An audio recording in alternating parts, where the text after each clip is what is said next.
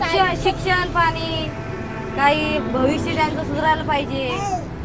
राहतो गरीबला शिक्षण नाही, पाट्यावर गडगडू मारायला लागलो आम्ही, काहीतरी करा आपल्यासाठी। आई वडिलांकडे बी दगडवडरीच काम करत होते, दगड फोडतच होते आम्ही। आता बी दगडच फोडतो, आमचे मिस्टर बी दगडच फोडते, सासरे बी दगडच फोडते, सगळं हेच काम आमचं आहे। भविष्य आता सुधारायला पाहिजे, शाळेत जायला टाकावं लागेल त्यांना, आधार कार्ड काढून।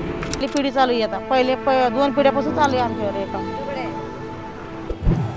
नामशेष होण्याच्या मार्गावर असलेला पारंपरिक व्यवसाय सांभाळत अजूनही शहराच्या कुठल्या तरी कोपऱ्यात पाटा वरवंटा टाकवत दगडी मूर्ती घडवत बसलेले पाथरवट आपल्याला दिसतात।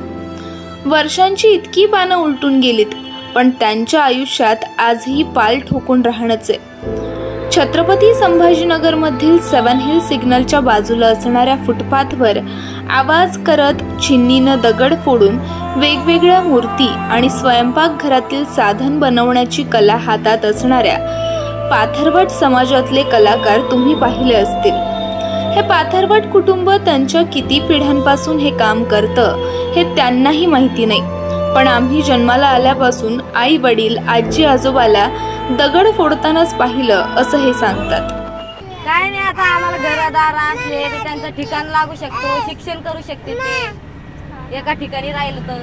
नाही इथं कशाच अंगणवाडी, आता आपण रोडवर राहतो, इथं कुठं जातील ते लहान लेकर। आता इथं स्वयंपाक करून आता लाकडावर स्वयंपाक करतो आणि इथंच खातो आणि इथंच झोपतो। घर नसल्यावर त्याला इलाज नाही, गंज वाढ होतं, दुसरं करायला पाहिजे, पण आता ते हेच करतात म्हणल्यावर मग आता हेच करतील ना ते। आता दुसरं काम काय, कंपनी जातीयेत ना, कोणी मग रिक्षा चालते, बचत न भाड्यानं। 12 बलुतेदारांपैकी एक असणाऱ्या या समाजाला कला टिकवण्यासाठी कोणताही पाठिंबा मिळत नसल्यानं ही कला जोपासण्याचं आव्हान समाजापुढे उभं ठाकलंय। केवळ 5% व्यक्तींमार्फतच ही कला आज जपली जातीये। महाराष्ट्रात पाथरवट हा समाज असंघटित असून शिक्षणाचं प्रमाण अत्यल्प असल्यानं समाजात अज्ञान व अंधश्रद्धेचं प्रमाण मोठं आहे।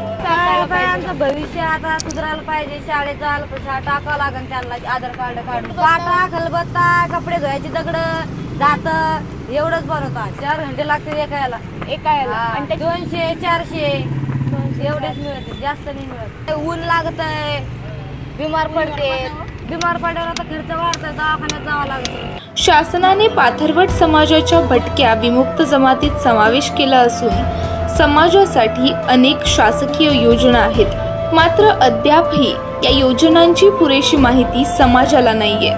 आश्चर्याची गोष्ट म्हणजे समाजातील बहुतांश लोकांकडे आधार कार्ड सुद्धा नाही। पाट्यावर घडतो आम्ही, रोडवर राहतो, गरीबला शिक्षण नाही, पाट्यावर गडगडू मारायला लागलो आम्ही, काहीतरी करा आपल्यासाठी। कोणी आम्हीच आता सूनबाई इथंच आहे, नातू इथंच आहे, शाळा काहीच नाही, त्यांचे आधार कार्ड निघाना, आमच्याकडून काही निघाना लेकराचे। ते म्हणते तुमचं कुरूप आणा, आमच्यापाशी कुरूप नाही, आम्ही रोडवर राहतो।